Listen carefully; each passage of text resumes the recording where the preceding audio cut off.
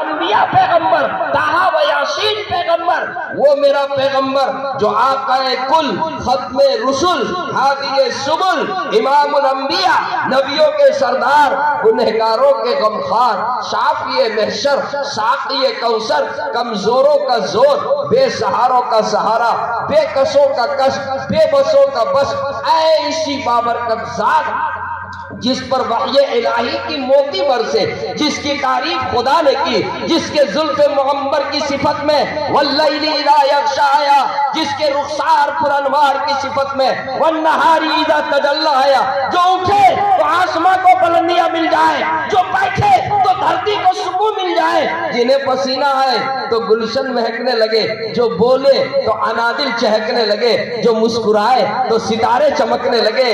میرے اللہ فرماتے ہیں میرا محبوب بشیر و نذیر ہے، داعین الاللہ سراجا منیرا ہے۔ میں اپنے محبوب کو پیار سے یا ایھا المزمل کہوں گا، دلار سے یا ایھا المدثر کہوں گا، طٰہٰ و یاسین کی بشارت دوں گا۔ میرے محبوب کو میرا محبوب اگر مایوس ہوگا تو الم نشرح لک صدرک کی خوشخبری دوں گا۔ میرا محبوب اگر اداس ہوگا تو انا اعطینا کل کوثر کی بشارت دوں گا۔ میرے محبوب کو اگر سونے کا دل کرے گا تو حتیم کعبہ پہ لٹا دوں گا، اور سیر کا دل کرے گا تو معراج پر بلا دوں گا۔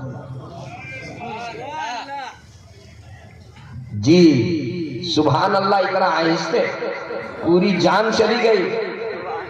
ماشاءاللہ، جب میری بات آپ کے دل کو لگ جائے، دستک دے دے تو زور سے کہیے سبحان اللہ۔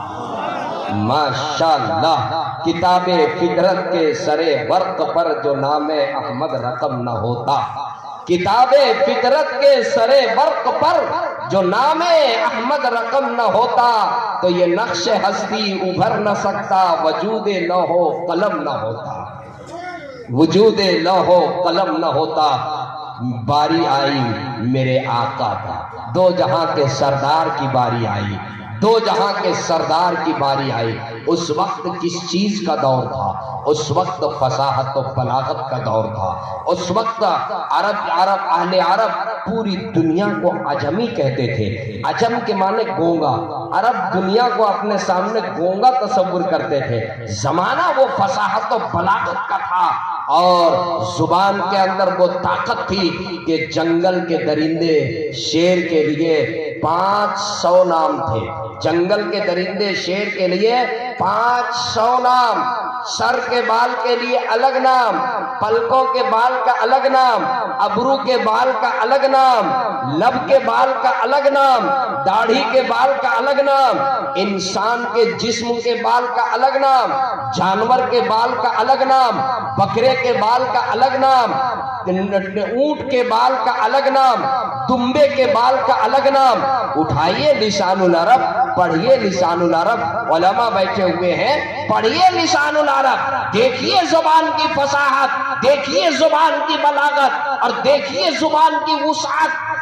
دکھ، درد، غم، تکلیف کے لیے 4000 جملے تھے۔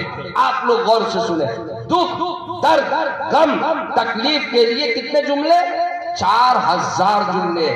اور سنیے اے میرے مدنہ پور، پوروی مدنہ پور کے مسلمانوں، قرآن کی عظمت پر میں گفتگو کر رہا ہوں، ذرا توجہ سے سن لیجئے میری بات، ذرا توجہ سے سنیے۔ میرے آقا جب تشریف لائے اس وقت کیا زمانہ تھا، اس وقت فصاحت و بلاغت کا کیسا دور چل رہا تھا، اور اہل عرب کو اپنی زبان کے اوپر کتنا ناز تھا، اور زبان کی طاقت کیا تھی۔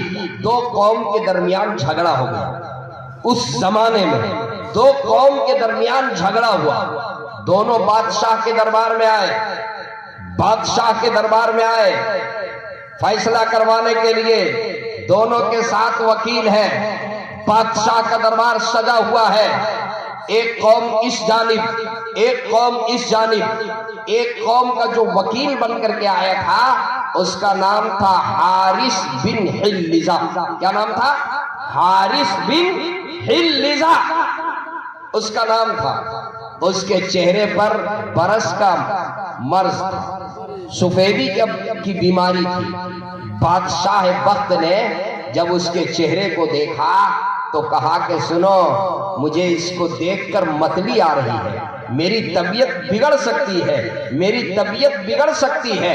اگر میرے سامنے سے یہ مقدمے کی وکالت کرے گا، میرے سامنے سے یہ مقدمے کی پیروی کرے گا تو میری طبیعت بگڑ جائے گی اس کے چہرے کو دیکھ کر کے۔ اس لیے ایسا کرو، سامنے ایک چادر لگا دو، سامنے ایک چادر ڈال دو، اور یہ چادر کے پیچھے سے وکالت کرے، چادر کے پیچھے سے یہ مقدمے کی پیروی کرے، اور میں ادھر بیٹھا ہوا ہوں۔ چنانچہ حارث بن حلدہ کہتے ہیں کہ جب بادشاہ نے یہ فرمایا، جب بادشاہ کا یہ فرمان میں نے سنا تو میں نے دل میں یہ سوچا کہ جس کو میرا چہرہ دیکھنا پسند نہیں ہے وہ میرے حق میں فیصلہ کیا کرے گا، جس کو میرا چہرہ دیکھنا پسند نہیں ہے وہ میرے حق میں فیصلہ کیا کرے گا۔ حارث بن حلدہ کہتے ہیں میں نے کہا اے حارث، آج تمہاری زبان کی طاقت تمہارے پاس ہے، آج فصاحت و بلاغت کی طاقت ہے، آج تمہیں اپنی زبان کی طاقت منوانی ہے۔ چنانچہ حارث بن حلدہ جو ہے وہ گفتگو شروع کرتے ہیں عربی میں، 10 شعر، 20 شعر، 30 شعر، 40 شعر، تقریباً 70 اشعار کہہ دیا عربی میں، اور وہ اس طرح سے شعر کہہ رہا تھا کہ ہتھیلی کے نیچے نیزہ، نیزے کے اوپر ہتھیلی، اتنی فصاحت و بلاغت میں لبریز ہو کر کے وہ شعر کہہ رہا تھا کہ نیزہ اس کی ہتھیلی کے باہر نکل گیا، خون کا فوارہ نکل رہا ہے، اور وہ پورے بجد کے ساتھ جو ہے فصاحت و بلاغت میں ڈوب کر کے جو ہے وہ مقدمے کی پیروی عربی میں کر رہا ہے۔ اس کو یہ معلوم تھا کہ اگر آج ہمیں جیت مل سکتی ہے تو زبان کی طاقت کے ذریعے سے مل سکتی ہے۔ وہ بادشاہ جب اس کی گفتگو کو سنتا ہے، جب اس کی فصاحت و بلاغت سے لبریز کلام وہ سنتا ہے تو بادشاہ کہتا ہے کہ سنو، میرے سامنے سے یہ چادر جو ہے اس کو ہٹاؤ، چادر ہٹاؤ، اور کہا کہ اب اس کو میرے سامنے لاؤ۔ درباری سے کہا دسترخوان لگاؤ، کہا مقدمہ بعد میں سنوں گا، پہلے میرے سامنے میرے ساتھ بیٹھ کر کے کھانا کھا، میرے ساتھ بیٹھ کر کے کھانا کھا۔ ابھی تھوڑی دیر پہلے کیا کہہ رہا تھا کہ اس کو دیکھ کر میری طبیعت بگڑ رہی ہے، مجھے متلی آ رہی ہے، لیکن دیکھیے زبان کا کمال، دیکھیے زبان کی طاقت، دیکھیے جب اس نے گفتگو کی تو وہی بادشاہ کہنے لگا چادر ہٹاؤ، میرے سامنے بیٹھو اور میرے سامنے بیٹھ کر کے کھانا کھاؤ۔ یہ ہے زبان کی طاقت۔ میرے آقا جب تشریف لائے تو اللہ رب العزت نے قرآن کریم کا معجزہ عطا فرمایا۔ وہ قرآن کریم جو سراپا معجزہ، جو کل بھی معجزہ تھا، جو آج بھی معجزہ ہے، جو صبح قیامت تک معجزہ۔